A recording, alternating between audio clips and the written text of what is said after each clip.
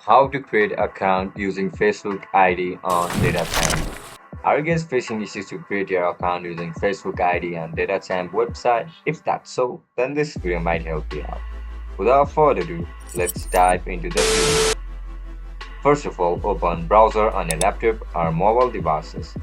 Once you open the browser, search for DataCamp website.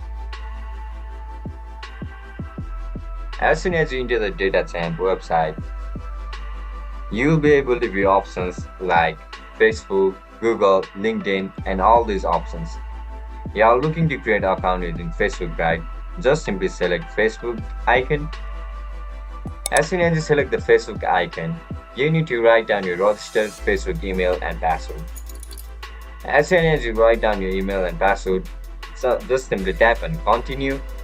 After you click on continue, your account will be registered using Facebook ID. And that's it, guys. That's how you're gonna create account using Facebook ID on DataCamp. If you guys have any issues regarding DataCamp, make sure to comment down below so that I can help you out.